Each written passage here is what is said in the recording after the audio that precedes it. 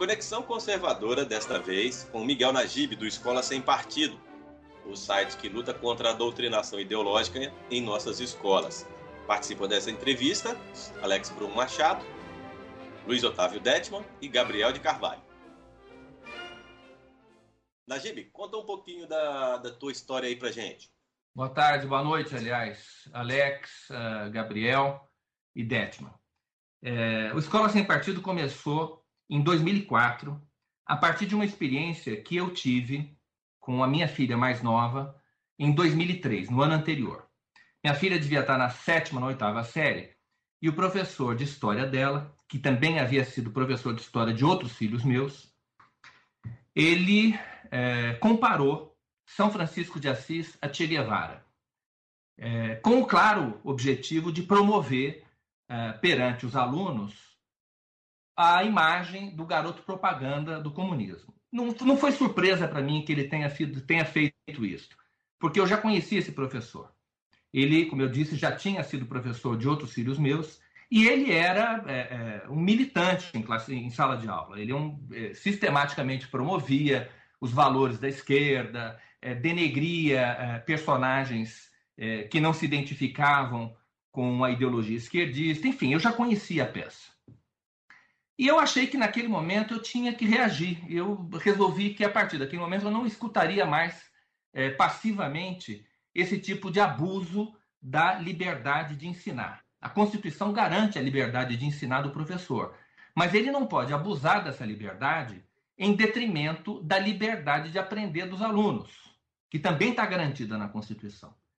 E a doutrinação ideológica em sala de aula é um claro abuso da liberdade de ensinar que o professor tem. Muito bem. Eu resolvi que deveria fazer alguma coisa contra essa situação e contra esta prática. Eu escrevi uma carta aberta, e imprimi centenas de exemplares, uns 300 exemplares, e fui até o estacionamento da escola distribuir uma cópia dessa carta para cada professor, cada pai de aluno que chegava. E nessa carta eu denunciava essa prática, eu me opunha categoricamente a essa instrumentalização do ensino para fins políticos e ideológicos que aquele professor e muitos outros professores deste colégio, onde os meus filhos estudaram, praticavam. Muito bem. Fiz aquilo e aguardei para saber qual seria a resposta, qual seria a reação, não apenas do professor, mas da escola onde a minha filha estudava. E a reação me surpreendeu de forma extremamente negativa.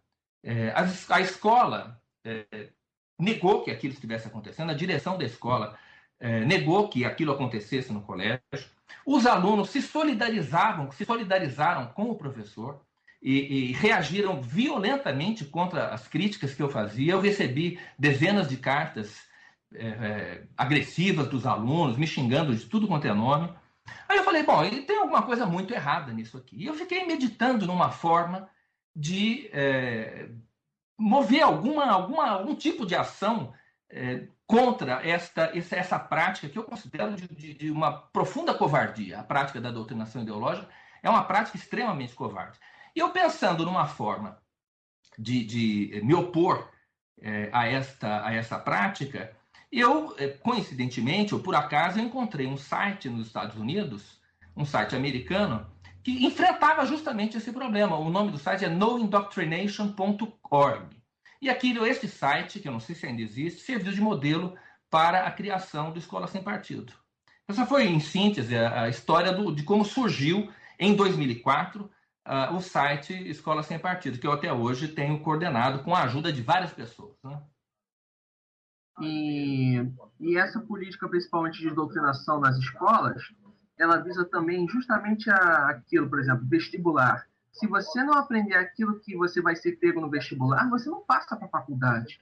E isso é uma coisa que justifica ainda mais essa doutrinação perigosa e covarde, sabe?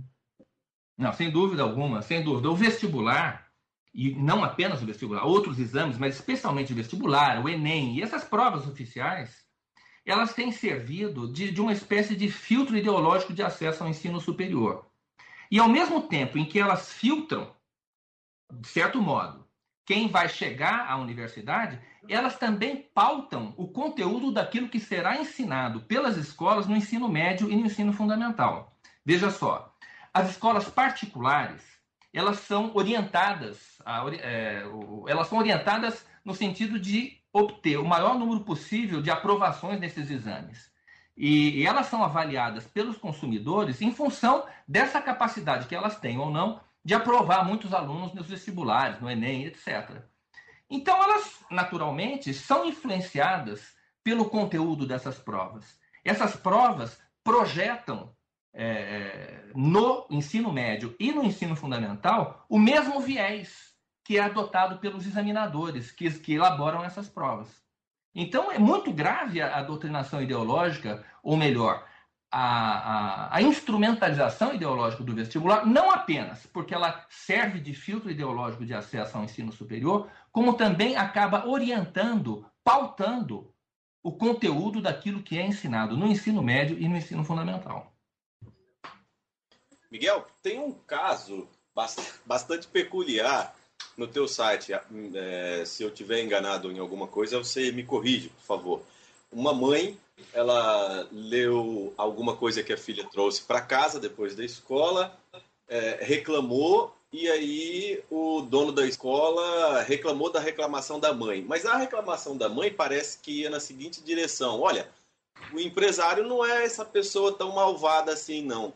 E aí, com a reclamação do dono da escola, me parece que ele estava querendo dizer que, sim, eu, pelo menos, sou malvado assim, desse jeito que está aí. É mais ou menos por aí?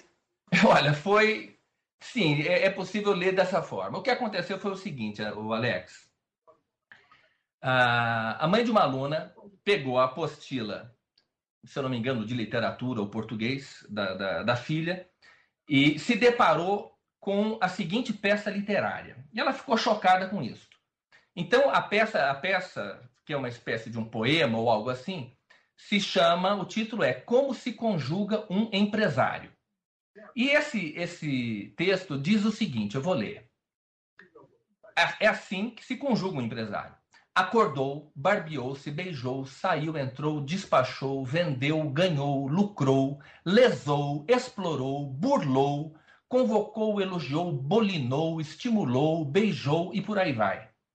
É assim que uma escola, veja só, uma escola de classe média alta, do bairro do Morumbi, na cidade de São Paulo, descreve a figura do empresário para quem? Para os alunos que, na sua maioria, possivelmente são filhos de empresários.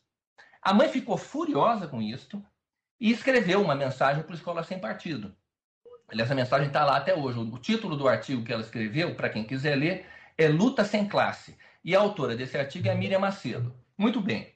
O colégio no qual a filha da Miriam estudava, na época, tinha uma parceria com o sistema COC de ensino, que é um sistema de ensino que faz parceria com inúmeras escolas, especialmente no estado de São Paulo, mas não só no estado de São Paulo. Eles fornecem material didático, a escola fornece material humano, é uma parceria muito interessante que eles têm, funciona relativamente bem, mas a qualidade do material era muito ruim. E não apenas do material de português, ou literatura, não me lembro bem. Também o de história. Veja só o que dizia a prova de história, o livro de geografia do sistema COC de ensino adotado por esse colégio. Veja só, eu vou ler aqui um trechinho. Sabemos que a história é escrita pelo vencedor, daí o derrotado sempre ser apresentado como culpado ou condições de inferioridade. Desse jeito, está escrito assim. Podemos tomar como exemplo a escravidão no Brasil, justificada pela condição de inferioridade do negro, colocado como animal, pois era desprovido de alma. Como catequizar um animal? Além da igreja, que legitimou tal sandice, a quem mais interessava tamanha besteira? Aos comerciantes do tráfico. Enfim, é uma análise totalmente parcial de um fenômeno grave, que foi o fenômeno da escravidão, que coloca a Igreja Católica como cúmplice da escravidão, praticamente como cúmplice da escravidão, sem dar ao estudante a oportunidade de conhecer o outro lado da história.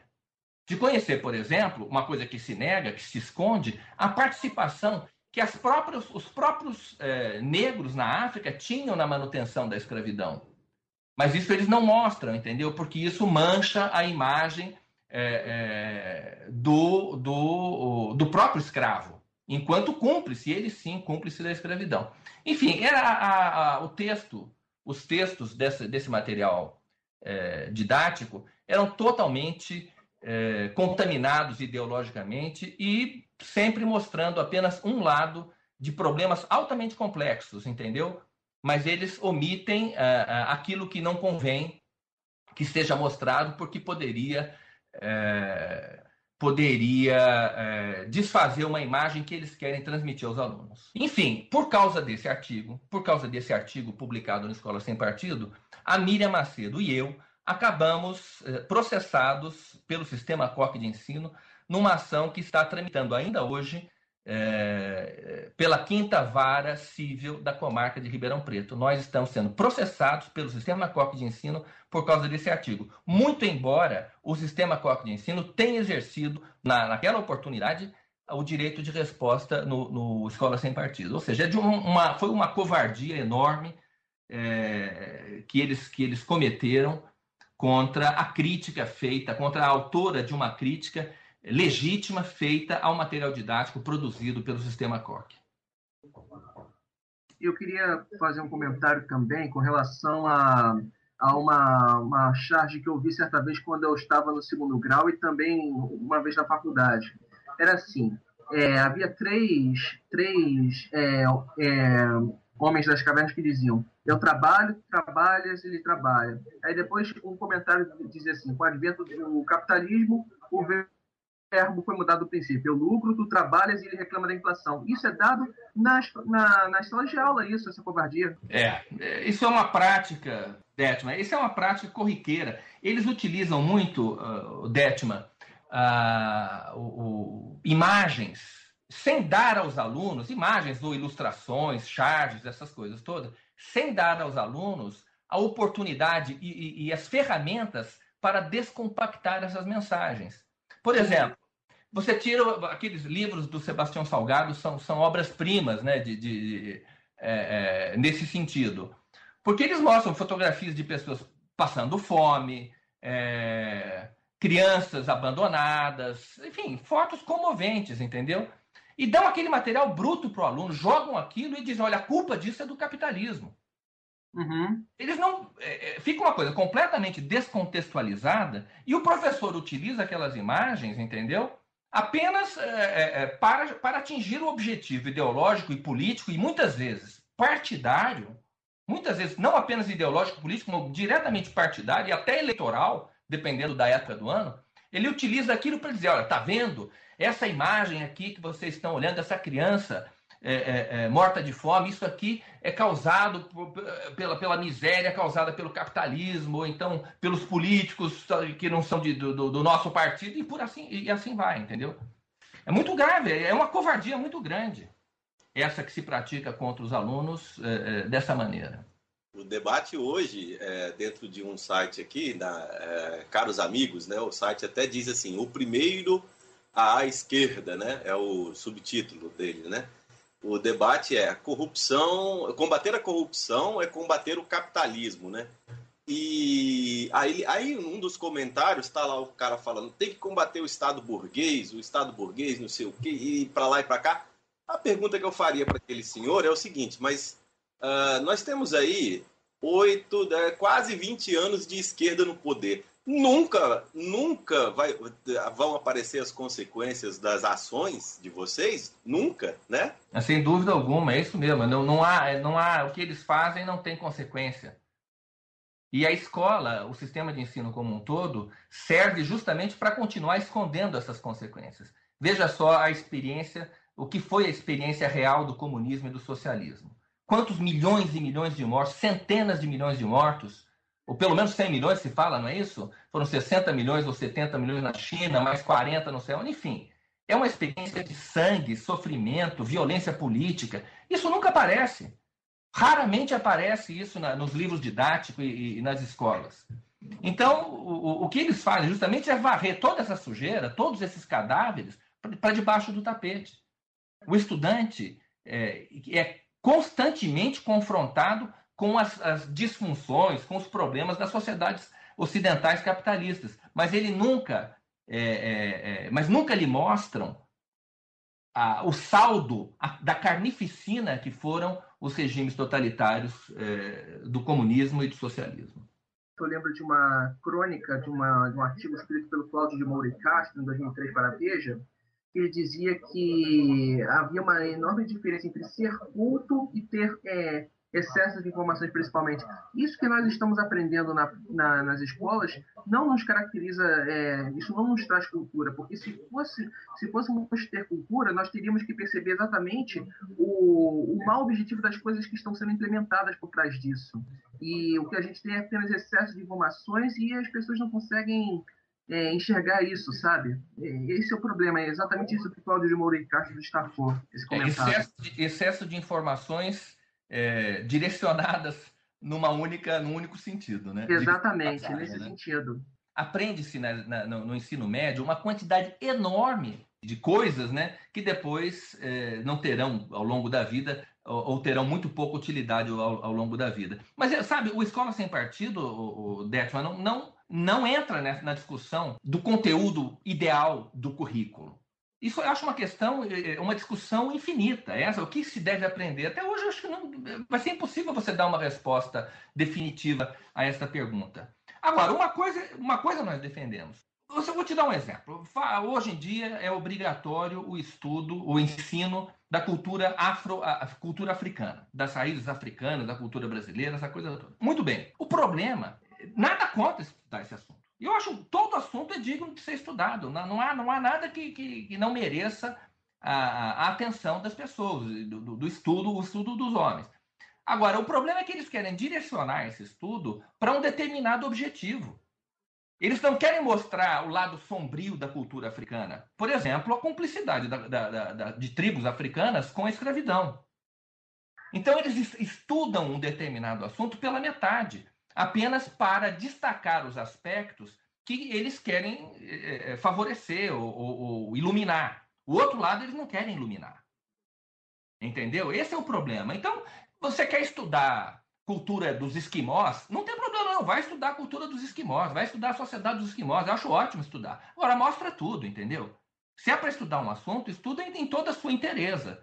Não fica querendo direcionar o foco, iluminar apenas o lado positivo da coisa. Então, tem esse aspecto também. Isso é agravado, isso acontece, melhor dizendo. Por quê? Porque você não tem, no sistema de ensino hoje, pluralidade de perspectivas ideológicas.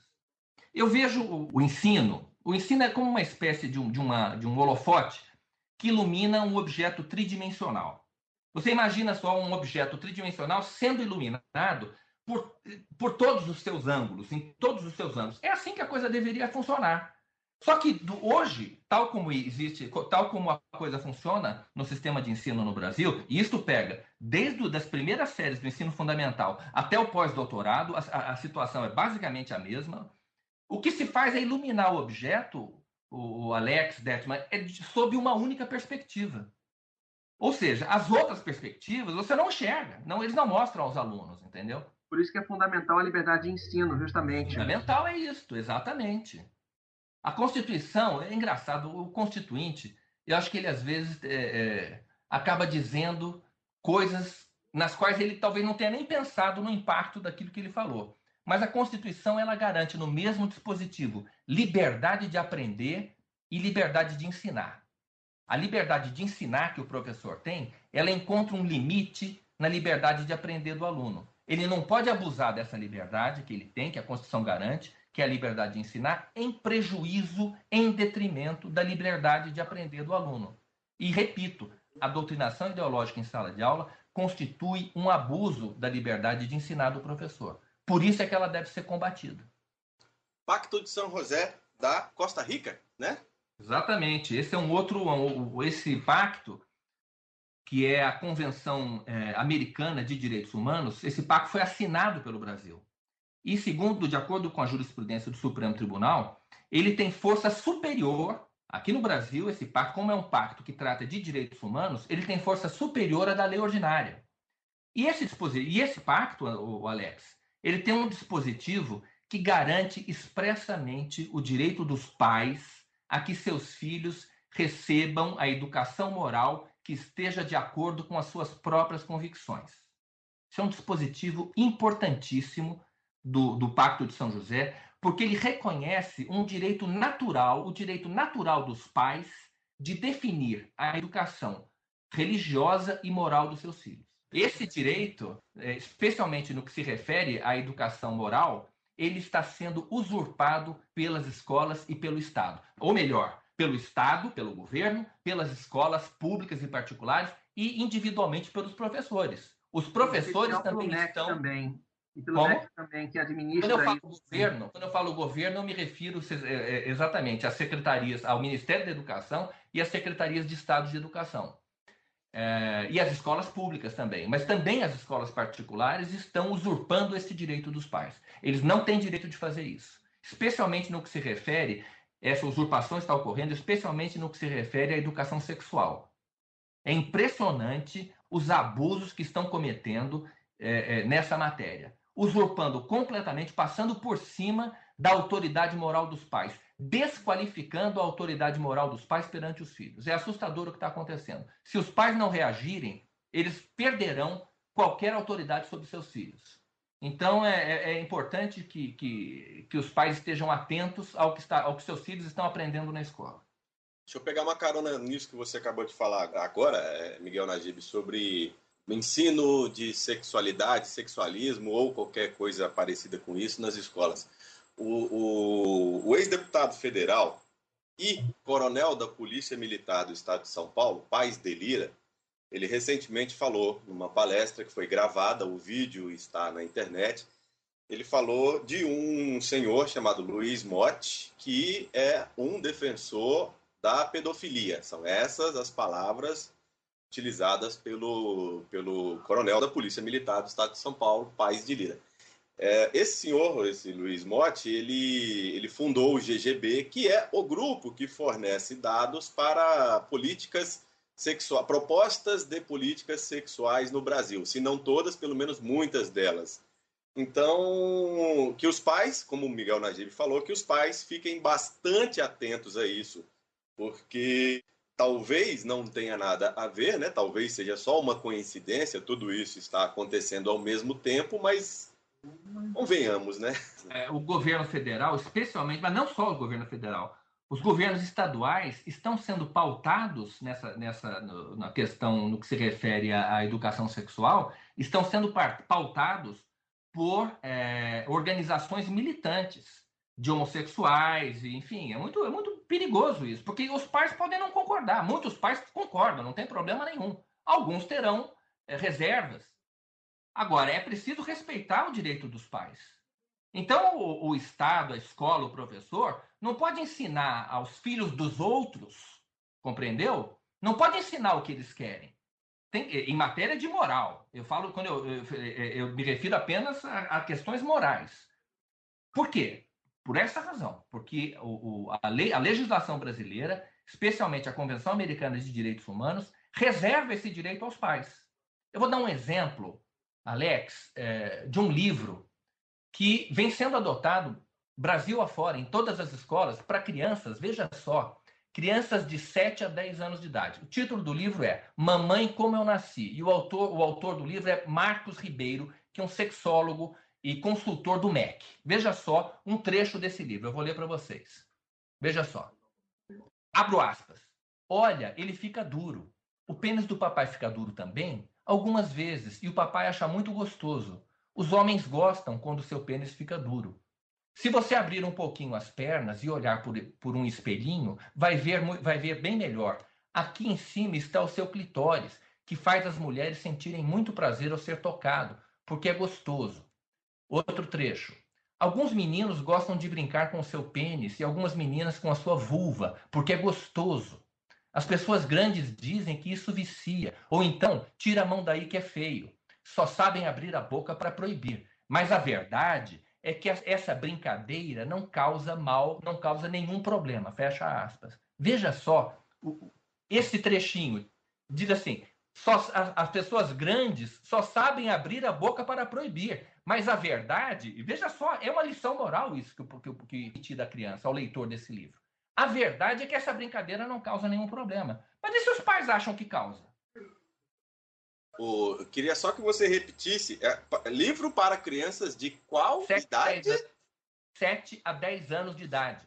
Ouviram bem, pais e mães que estão ouvindo essa entrevista, que vão ouvir essa entrevista, passem para todo mundo. Então, desculpa, Miguel, eu te interrompi, manda ver. Não, eu apenas dizer o seguinte, que os pais têm que exercer esse direito. Isso é um direito previsto em lei. Eles podem exigir que o Estado, que a escola e que o professor se abstenham de ensinar, de transmitir aos alunos qualquer conteúdo moral.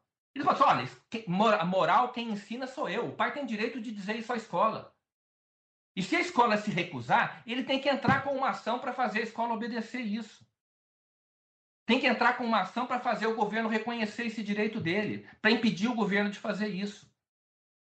Agora, veja só, eu não nego, isso é importante, eu não nego, em princípio, não nego, que o Estado, o Estado, eu digo a União e os Estados-membros, possam utilizar o sistema de ensino para veicular uma agenda moral. Digamos que o Estado lá tem as suas preocupações com doenças sexualmente transmissíveis. E ele acha importante utilizar o sistema de ensino para veicular essas informações a respeito deste assunto.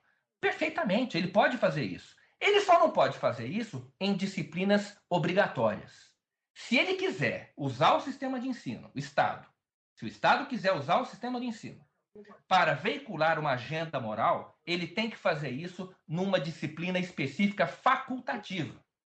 Ele não pode obrigar os alunos, ou melhor, não pode obrigar os pais dos alunos a matricularem os seus filhos nessa disciplina. Porque se ele fizer isso, ele estará usurpando o direito previsto no artigo 12 do Pacto de São José da Costa Rica, da Convenção Americana sobre Direitos Humanos. Você entendeu? Então, hoje em dia, veja só, hoje em dia, este conteúdo moral, especialmente no que se refere à educação sexual, ele está espalhado por todas as disciplinas do currículo. Então, ele está em matemática, em português, em biologia, está lá. Eles enfiam esse conteúdo em tudo quanto é disciplina, é a tal da transversalidade. Dessa forma, o Estado acaba usurpando o direito dos pais. Porque se a criança é obrigada a frequentar aula de português e de biologia, e se na aula de português e biologia tem lá o conteúdo moral sobre educação sexual, então o que acontece é o seguinte, inevitavelmente, a criança vai estar recebendo aquelas informações. Enquanto ela está frequentando uma disciplina obrigatória, ela acaba sendo sofrendo essa influência, que os pais podem não concordar com ela. A forma de conciliar o direito dos pais com o direito do Estado, supondo que o Estado tenha esse direito, a forma de conciliar esses dois direitos é criando uma disciplina facultativa e concentrando nessa disciplina todo o conteúdo moral. E aí os pais, conhecendo previamente o conteúdo dessa disciplina, decidirão se querem ou não matricular os seus filhos para que os seus filhos frequentem essa matéria. Essa é a única maneira de conciliar as duas coisas. Mas, Najib, quais ações você recomenda aos pais e alunos a tomarem diante dessas situações? Bom, eu acho que vamos separar as coisas, que a gente estava falando de usurpação do direito dos pais. Essa usurpação, que se refere especificamente ao conteúdo da educação moral, essa usurpação ela tem que ser discutida, porque é uma coisa muito mais profunda. Ela tem que ser questionada, na minha opinião, em juízo, ou através de pressão política também. Evidentemente, você pode pressionar o secretário de educação dos estados, pode pressionar o MEC. É preciso que os pais se organizem, porque individualmente vai ser muito difícil travar essa batalha individualmente. Então, ou provocar o Ministério Público é fundamental. Qualquer pessoa pode fazer isso. Manda lá uma representação para o Ministério Público. Olha, está havendo aqui uma usurpação grave dos direitos dos pais. Do direito dos pais. E o MP, o Ministério Público, é obrigado a tomar uma atitude em relação a isso, porque cabe ao Ministério Público a defesa dos interesses difusos e coletivos. No caso, há um direito sendo violado. E essa violação ocorre em larga escala, no país inteiro, em todo o sistema de ensino. O Ministério Público não pode fingir que não está vendo essa usurpação, porque ela é amplamente conhecida. Todos os dias você tem matéria nos jornais a respeito de educação sexual, material didático, é facilmente comprovável. Qualquer livro didático de biologia, por exemplo, contém juízos de valor em matéria de sexualidade. E os pais têm esse material em mão, têm que conhecer o material e têm que provocar o Ministério Público, têm que denunciar esses fatos ao Ministério Público. Do contrário, um direito que não se exerce é um direito que logo, logo você vai perder. Se você não exercer aquele negócio, se você é dono de um terreno, de um imóvel, mas abandona, alguém vai entrar nele. E você vai perder por uso capião, entendeu? Daqui a pouco o que vai acontecer é que o Estado a tradição de usurpação, ela se transforma como que se legitima pelo tempo. No mínimo sociologicamente, ainda que não juridicamente. Mas depois você cria um fato consumado, e depois do fato consumado, não, mas há outros valores, como o problema das doenças sexualmente transmissíveis, gravidez adolescente, e o Estado sempre tem uma desculpa para usurpar o direito dos pais. Exatamente, até porque a lei tem que ser vista como um mecanismo de legítima defesa em face desses abusos que estão sendo cometidos, principalmente naquele caso que aconteceu em Minas Gerais, que os pais quiseram educar no sistema de homeschooling e não deixaram. Realmente, eu acho isso uma violência, inominável. Os pais, mais do que ninguém, têm direito de educar os seus filhos. Isso é um direito natural, isso é um direito que vem da lei natural. Evidentemente que a legislação brasileira, eu precisaria estudar com mais profundidade esse assunto. Agora, eu soube que recentemente uma comissão, não sei se do Senado ou da Câmara, enterrou o projeto do homeschooling no Brasil, né? Muito, muito sério isso. Agora, veja só, o Estado que oferece uma educação que nós sabemos a qualidade que ela tem, que é um lixo de educação, num ambiente péssimo, muitas vezes, escolas violentas, onde você tem droga, onde você tem todo tipo de ilegalidades acontecendo, e o Estado impede que os pais eduquem os seus filhos em casa. Quer dizer, é uma brutalidade isso. Agora, o Escola Sem Partido, o foco do Escola Sem Partido é apenas a questão da doutrinação ideológica nas escolas, a doutrinação ideológica e essa usurpação também do direito dos pais, que isso é uma outra bandeira que nós temos, né? Nós defendemos o direito dos pais previsto na Convenção Americana de Direitos Humanos. Então, como dizendo melhor, o Escola Sem Partido não trata da questão do homeschooling. Eu tenho grande simpatia pelo homeschooling, eu pessoalmente, mas essa matéria não faz parte do nosso objeto. Miguel, tem no Escola Sem Partido um material já, diria eu, pronto para que uma pessoa possa levar ao Ministério Público uma reclamação. Fala um pouquinho para a gente sobre o que você disponibilizou lá para os pais, mães e cidadão, né, de uma forma geral. Não, é o seguinte, eu vou explicar. Isso, agora, mudando um pouquinho de assunto, isso já não tem nada a ver com a questão da Convenção Americana sobre Direitos Humanos. Aí é especificamente essa representação, esse modelo de representação ao Ministério Público, que está disponibilizado no site do Escola Sem Partido, ele se refere especificamente ao problema da doutrinação ideológica nas escolas, ou seja, da instrumentalização do ensino para fins políticos e ideológicos. O que nós fizemos? Nós partimos de uma realidade que é a seguinte: nós verificamos que o fenômeno da doutrinação ele tem as mesmas características em todo o sistema de ensino. De norte a sul, de leste a oeste, escolas públicas e particulares, leigas e confessionais.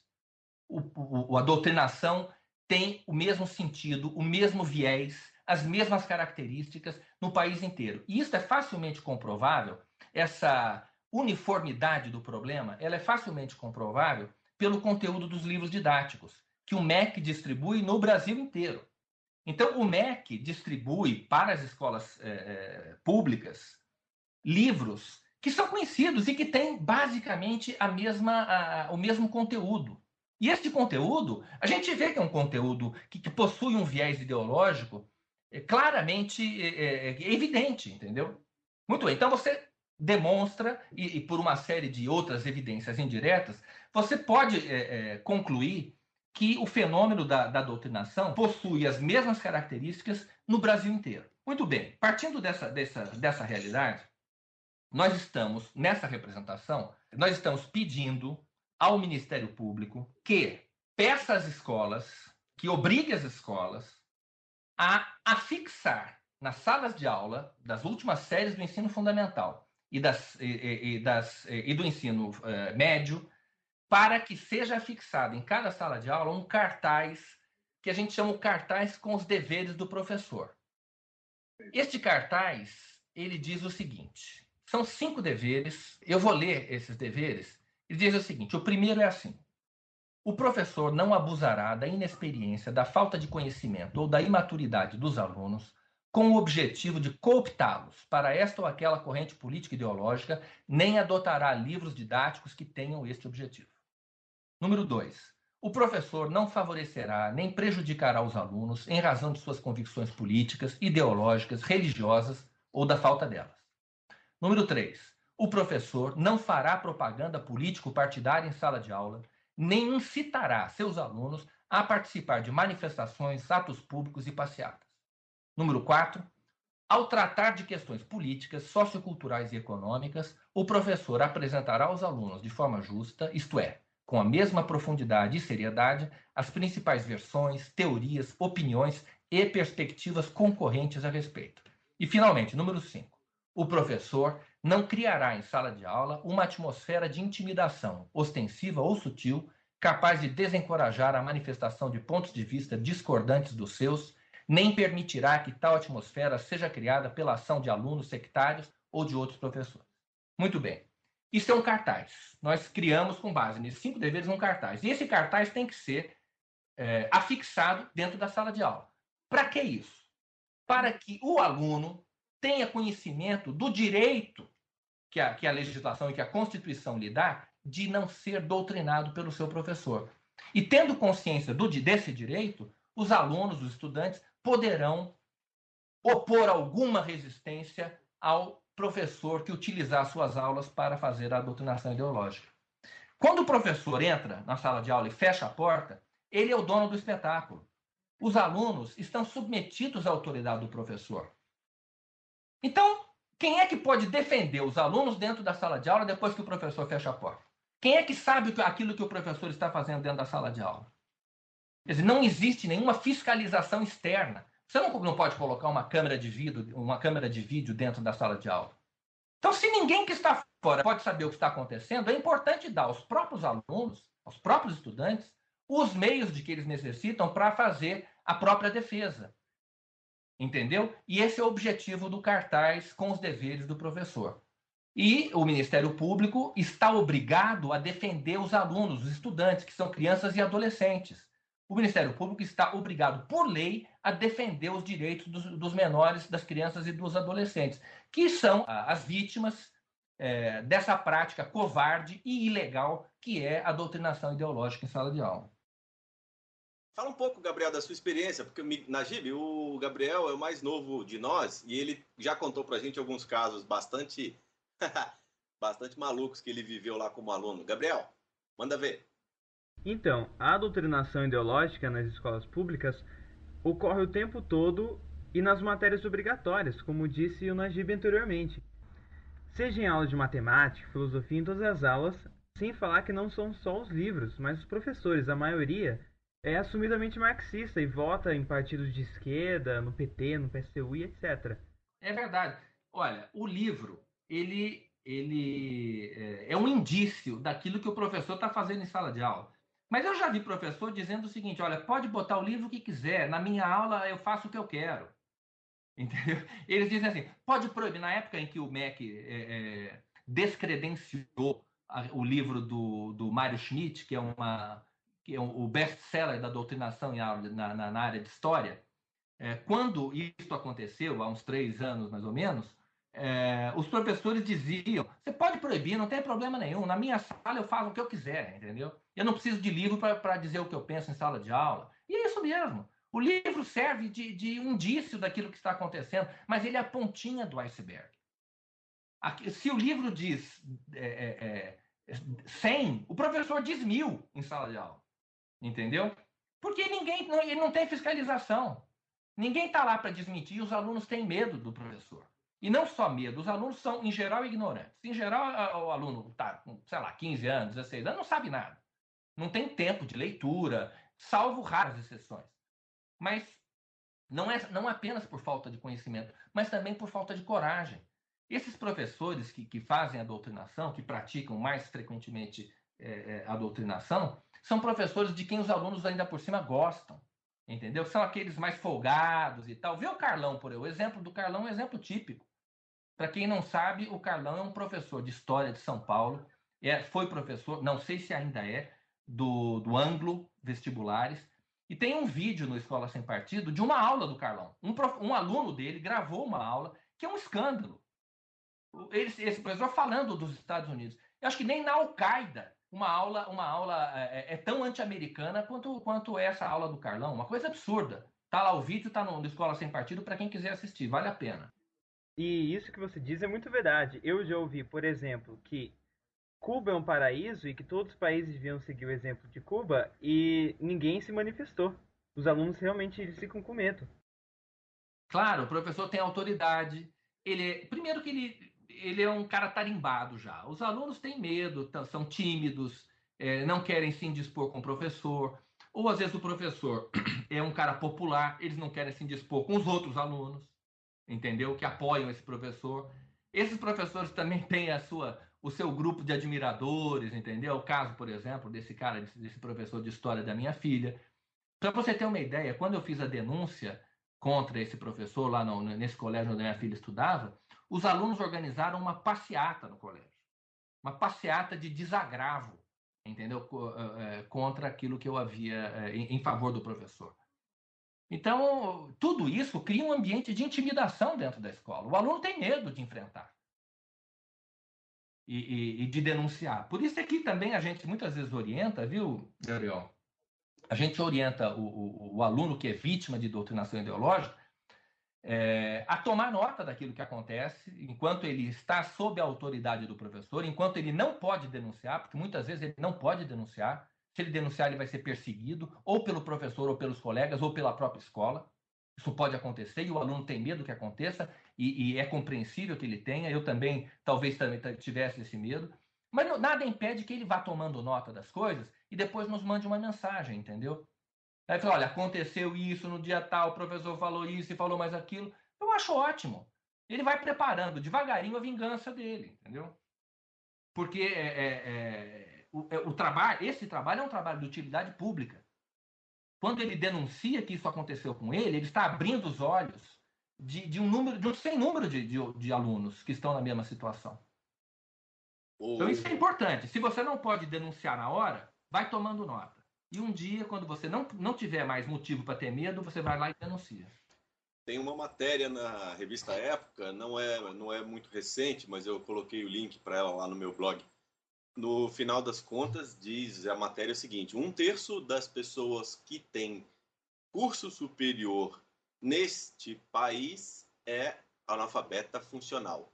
33% dos brasileiros que têm curso superior não consegue ler um texto que tenha 10 linhas e tirar um sentido, dizer o que ele leu.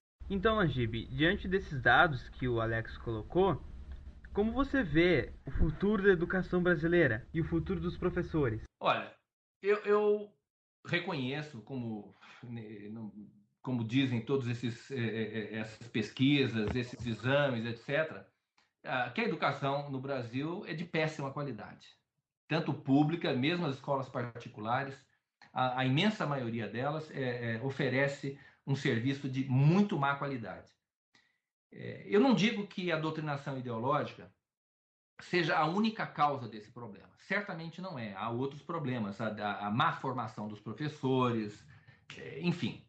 Agora, eu não tenho dúvida nenhuma de que uma boa parte, ou melhor, de que a qualidade de ensino melhoraria muito se os professores destinassem menos tempo de suas aulas para o proselitismo ideológico. Gasta-se muito tempo falando de política, falando de ideologia, e pouco tempo naquilo que realmente interessa para os alunos. Do ponto de vista do direito do consumidor, há uma clara lesão ao direito dos consumidores, que são os tomadores dos serviços prestados pelas escolas. Existe um problema de uma relação de consumo entre o aluno, o estudante e a escola. E o professor, que é um empregado, que é um preposto da escola, ele está frustrando a prestação do serviço. Ele está vendendo uma coisa que o aluno não pagou para receber, entendeu? E está deixando de entregar uma coisa que o estudante pagou, pela qual o estudante pagou. Tem uma coisa também bastante interessante que eu acho bastante esquisita, né, sobre a forma como essa questão ensino formal é encarada no Brasil, Miguel. Talvez até o assunto fuja um pouco da entrevista. Mas vamos imaginar que eu tivesse recursos para contratar o camelô David para ser o administrador da minha empresa. Eu não poderia fazê-lo porque ele não tem curso superior. Então, mas eu poderia contratar um destes analfabetos funcionais que a escola... É verdade, com diploma, né? Então, quer dizer, no final das contas, né, o setor produtivo é o setor que mais perde com uma educação desta qualidade, né? Mas se você pega um aluno desse e fala e pergunta para ele, né, o que você acha do que aconteceu ontem, assim, no Jornal Nacional, aí ele faz um discurso de todo tamanho, exatamente aquilo que você estava falando. Gasta-se muito tempo com blá blá blá, político ideológico, né? E equação de segundo grau, nada, né? Nada, exatamente. Hoje um garoto não consegue mais fazer uma conta de somar sem uma máquina de calcular. É verdade. É um problema muito sério, né? Alex, mas sabe, eu realmente eu não sou um conhecedor do tema educação lato sensu. Eu acho que educação é um tema extremamente amplo e eu não me sinto qualificado para... Eu acho que não faz sentido, numa entrevista, eu começar a falar de assuntos que eu ignoro completamente. Ou então tenho apenas uma opinião como a de qualquer pessoa. A minha opinião não vale mais do que a de ninguém com relação à qualidade de ensino, política educacional. Eu não sei o que tem que ser feito para salvar a educação no Brasil. O que eu sei é o seguinte: doutrinação ideológica é uma covardia. Professor não tem direito de fazer a cabeça de aluno. Isso devia ser uma coisa muito clara na cabeça das pessoas. As escolas são pagas para ensinar português, matemática, biologia, química. Não é para ficar fazendo doutrinação ideológica, proselitismo ideológico. Não é para isso que a gente paga as escolas. Não é para isso que a gente paga imposto, no caso das escolas públicas. Entendeu? E não precisa ser um gênio para entender que um professor não tem direito de fazer a cabeça do aluno. Não precisa. Eu acho que isso é uma coisa intuitiva, qualquer pessoa sabe. Não precisa ser um gênio para saber que a escola não tem direito de usurpar o direito dos pais de dar educação moral para os filhos. Então, a nossa plataforma no Escola Sem Partido é uma coisa muito pé no chão, entendeu? Eu não fico discutindo teorias pedagógicas. Não pode fazer, é covardia. O professor não pode abusar da autoridade dele para fazer a cabeça de aluno. Uma coisa que eu acho que é importante, eu comecei, da outra vez que nós conversamos, eu abordei esse ponto, que é o seguinte: nós entendemos que toda ideologia, seja ela de esquerda, de direita, de que tipo for, que ela atrapalha a nossa compreensão da realidade. O ideal era que nós tivéssemos uma apreensão exata da realidade. Mas, evidentemente, isso não é possível, é muito difícil. Isso exige um conhecimento muito grande, uma experiência de vida, enfim, uma série de requisitos que muito pouca gente tem condição de chegar a este ponto de conhecer a realidade tal como ela realmente é. Então, a contaminação ideológica acaba sendo uma condição humana quase que normal, quase que natural. Por isso é que muitos professores, muitos educadores questionam o nosso trabalho, dizendo assim, mas não é possível, todo mundo tem ideologia, entendeu? Todo mundo tem lado. Eles dizem o seguinte: então não pode haver neutralidade. Veja bem, não se trata de saber se a neutralidade existe ou não existe, mas sim se você está moralmente obrigado a buscar essa neutralidade. Ainda que a perfeita neutralidade, a perfeita objetividade científica não exista, ainda que ela não exista, ela pode ser buscada. o ideal da objetividade, o ideal da neutralidade, ele pode ser perseguido. E ele deve ser perseguido pelo professor, por quem tenha o dever profissional de educar, de transmitir o conhecimento a alguém. Essa pessoa está moralmente obrigada a fazer um esforço para atingir este ideal de objetividade científica. Ele não pode simplesmente se acomodar na desculpa de que não existe neutralidade. Ele deve buscar essa neutralidade. E de que forma ele faz isso? Ele faz isso, em primeiro lugar, estudando, conhecendo mais teorias, mais explicações para os fenômenos sociais, econômicos, políticos. Então, quanto mais ele se informa, quanto mais conhecimento ele tem, mais chance ele tem de escapar da gaiola da ideologia, entendeu? Mas em vez de ele fazer esse esforço, justamente ele faz o contrário, ele se acomoda nessa situação. Eu vou te dar um exemplo. É uma coisa interessante. Veja só, você pode dizer que não existe nenhum centro cirúrgico do mundo é 100% estéril. Que algum micróbio, algum micro-organismo sempre vai existir. Isso é um dado, né? É verdade, pode ser que seja assim. Mas por causa disso, o cirurgião vai deixar de lavar a mão antes de fazer uma operação? Então ele pode diminuir a contaminação e ele está obrigado a fazer isso. Profissionalmente obrigado, moralmente obrigado. O professor também. Mesmo sabendo que a perfeita neutralidade não existe, ele está obrigado a fazer um esforço para que as aulas dele, para que o trabalho que ele presta, seja o menos possível contaminado ideologicamente. Isso é importante. Muito bem, esse é um ponto. Outro ponto é o seguinte: como alguma ideologia, algum resíduo ideológico, por maior que seja o esforço do professor, do educador, sempre vai existir, isso corresponde às nossas preferências pessoais, a nossa formação, a nossa personalidade, etc, etc. Algum resíduo sempre vai existir. Por essa razão, as instituições de ensino deveriam buscar nos seus corpos docentes a maior pluralidade de perspectivas ideológicas possível. Compreendeu? Então, já que é inevitável, você sempre vai ter um professor com preferência pela esquerda, outro com preferência por outra ideologia, pela ideologia conservadora. Muito bem. Da soma dessas diversas perspectivas, o estudante pode acabar extraindo uma visão mais completa da realidade.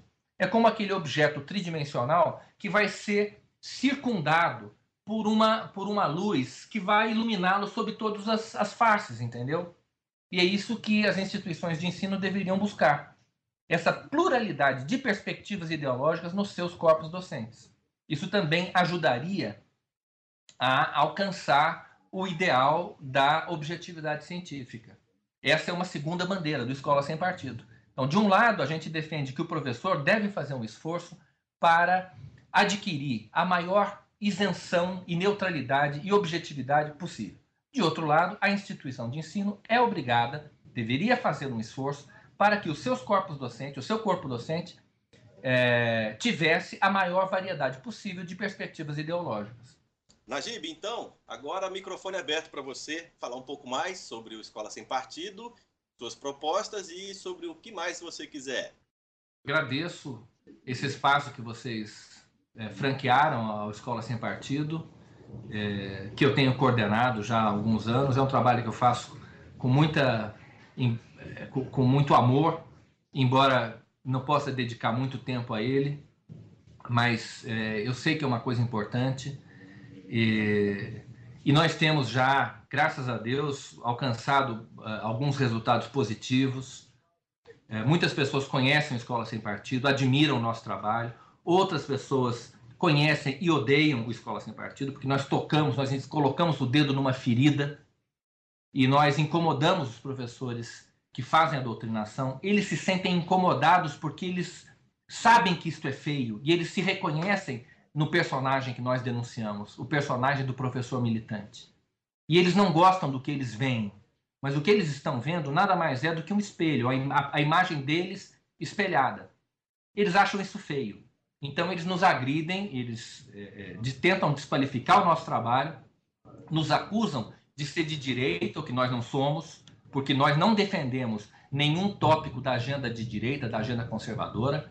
Então, é mentira dizer que o Escola Sem Partido é um site de direita, porque não é.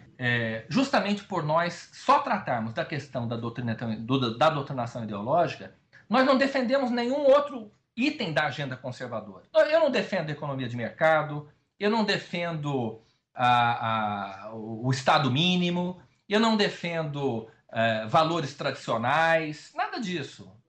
Nós só defendemos que o professor não tem direito de fazer a cabeça do aluno e que a escola não pode usurpar a autoridade moral dos pais. Agora, eu não digo qual tem que ser a moral que a escola vai ensinar. Eu digo apenas o seguinte: ela não pode usurpar o direito dos pais. Veja, ele é neutro. O Escola Sem Partido é neutro porque ele se limita a dizer isto. Professor não tem direito de fazer a cabeça do aluno e escola não tem direito de usurpar a autoridade moral dos pais. Ponto final. A isso se resume. Isso é ser conservador? Isso é ser de direita? O cartaz com os deveres do professor, por acaso, é um cartaz que promove valores conservadores? Nada disso. Nós apenas nos opomos a este abuso que se pratica nas escolas, que é a doutrinação ideológica. Seja ela de esquerda, seja de direita. A questão é a seguinte: a questão é que quem pratica a doutrinação ideológica é a esquerda. Então, os professores de esquerda, nos veem como adversários, porque nós nos opomos ao que eles fazem. Então, por esta razão, veja só como é que eles nos dizem por que nós somos de direita? Porque nós combatemos o que a esquerda faz, o que eles fazem. Então, eles nos chamam de direita apenas por essa razão. Eles dizem que nós somos de direita só por isso. Porque nós nos opomos ao que eles fazem. Mas isso não é verdade.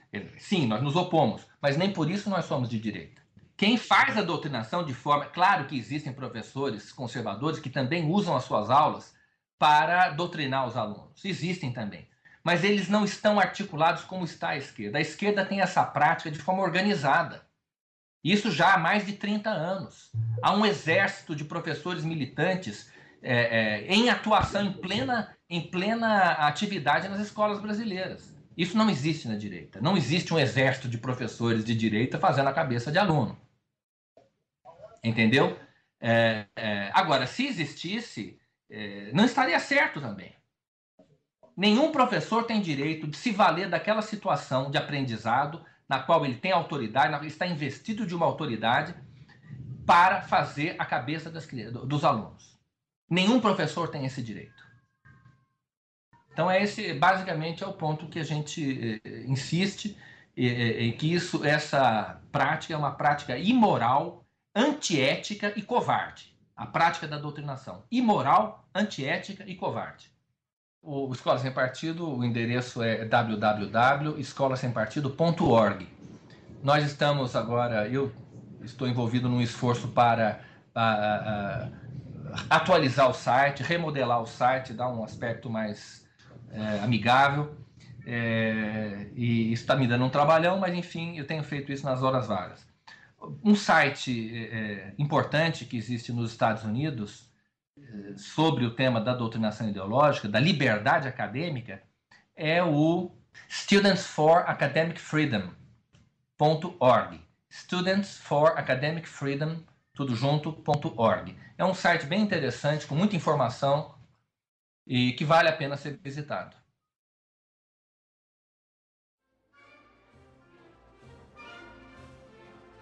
Depois de algum tempo, a Conexão Conservadora volta e não pretende mais ficar ausente do mundo online. Vamos trazer mais outras entrevistas e espero que vocês gostem dessa. Grande abraço a todos, até logo mais.